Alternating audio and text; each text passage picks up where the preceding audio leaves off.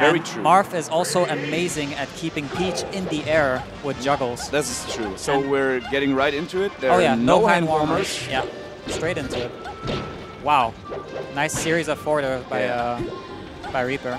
Arson getting him open up with a dash attack, following up with a forward aerial, but not too much of a punish there.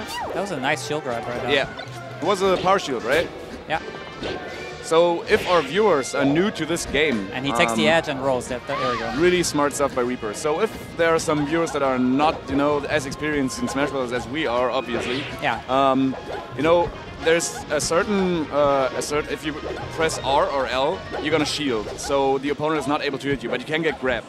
If you shield at the exact moment that the opponent would have hit you, you get a power shield. So you get no shield lag, no repercussions from shielding whatsoever, and can immediately act out of it. So that's why Arson was able to get that really, really nice grab on Reaper there.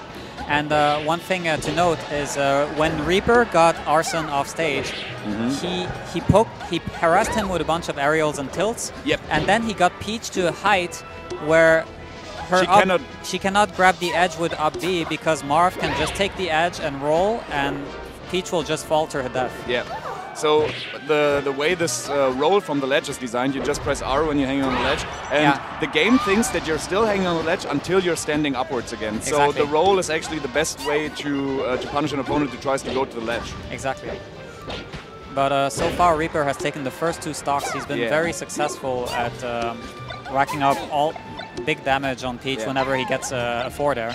He tried not to shield the Mr. Saturn there. You know, Peach can pull a whole lot of different turnips to throw at her opponent, but there are 3 more things that she can pull, which are basically considered items in the game. It's first is a bomb, which is basically a bomb that makes the opponent explode off the stage and almost in any case die immediately. Then we have the beam sword, which looks kind of like the Star Wars beam sword, but in pink, and it has crazy range on tilts and smash attacks. It's also the rarest item that Peach can pull. That is actually true. The beam sword. Yeah, and then the third one, which was the one that we were seeing earlier in this match, was the Mr. Saturn, which is a kind little guy, you know. He is flesh-colored. He likes shields a lot. And he eats up shields. He likes shields a lot. He eats them for breakfast. Yeah, that's true. That's why Reaper wasn't trying to shield when Arson was trying to throw Mr. Saturn at him, but he rather opted for punching him. Wow.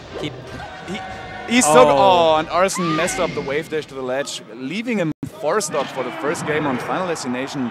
Reaper looking strong. But see what I mean? Whenever Reaper gets a forward air, he can rack up a lot of damage from it into a series of forward airs, into up airs. And then Peach will have a very hard time coming down because her air mobility is very bad. Yeah, that's true. And yeah. It's very rough for Peach if she's high up in the air. Yeah, that's true. Because she's forced to air dodge, but that's easy to bait and probably quite easy to punish as well. The thing about the air dodge with Peach is, you know, you usually want to do it when your opponent is throwing out his move. But if your opponent is not throwing out the move, he is waiting for you to air dodge first. Oh, we go back to Final Destination. I don't know what to think about this pick because Peach has nowhere to land here. This is true. It's really tough for her to come down. On the other hand, the platforms on all these other stages, because Final Destination is unique in a way that you don't have any platforms. The platforms on the other stages are really good for Marth to, you know, to hit her from below with his disjointed hitboxes, so Peach won't be able to do anything about that. But then on the other hand, really good down air there, by the way. Yeah, he used the invincibility to get the down air. Yeah. Which ignored the Peach's up B completely. Oh yeah, that's true. Her up B is actually in disjointed hitbox itself, but it's a stitch, and he didn't catch it. It fell through the stage. That was funny. Yeah. Oh my! He somehow got him with a neutral aerial or back air or something. Yeah. Was looking good. Arson looking much better than the first match already. Oh, he didn't follow that up well. Yeah. Oh yeah, that's not looking good. No, and he's going to get hit with the toothpick. Reaper deciding to play with his prey a little more. Yeah. This is also a difficult situation for Peach. Whenever Peach is off stage, Peach is actually generally considered in a pretty safe situation when she's off stage against most characters. Like she can float. I mean, she can float. She can take her time and get to the edge. It's kind of scary to challenge her.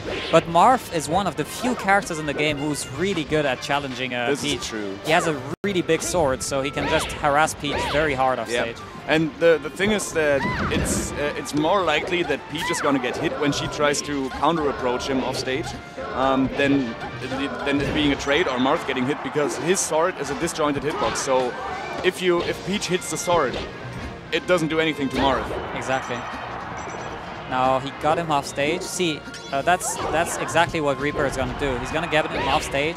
Yeah, that's going to kill. Nice with the tipper up aerial there, getting him off the top. And another issue for Peach in this matchup, it's not, well, actually, it tends to be an issue for Marth. I mean, Marth will sometimes have trouble killing Peach. Oh, this is true. Commentator's curse. Wow, Reaper racking up so much damage there, not going for any kind of finisher moves, deciding not to sweet spot his forward aerial to rack up some more damage. Because if you sweet spot it, if you hit it at the tip of the sword, she will actually fly in a different direction and much further away from almost every, I think from every move except for the B moves. Wow, that was a gutsy shield grab.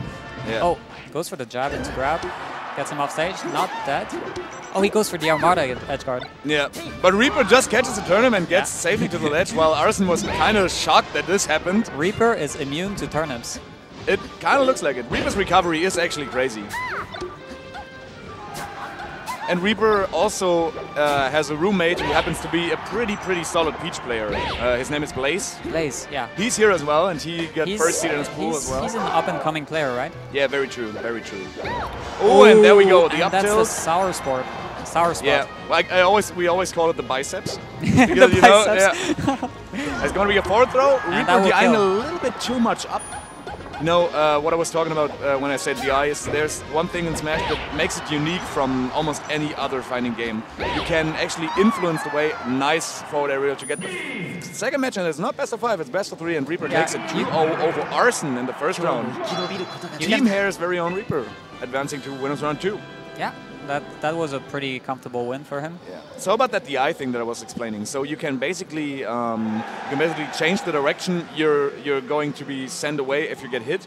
If you I got a controller here, so I could show you. If I get hit from a horizontal attack. From a horizontal attack, for example. Yeah. I can just put my control stick up. So instead of flying completely horizontal, I will fly a little more upwards. Yeah, so you will fly more at like a 45-degree angle. That's true. So I can actually angle the way I'm flying. So if I'm pressing it up, hit me. And you hit me, come on. And I'm flying like this. Exactly. That's how it works. That's how it works, folks. So another interesting thing to talk about DI is that there are two ways of seeing DI. There are two ways of using DI. One is a survival DI, where you're going to use DI to survive strong hits, survive from getting killed. The other use is combo DI, and combo DI is trying to get out of combos. So, all right, yeah. So let's say a Falcon is juggling you with up airs, like you're a Peach player and you're getting juggled by Falcon up airs. I'm getting juggled by Falcon up airs a whole lot. You do not want to use survival.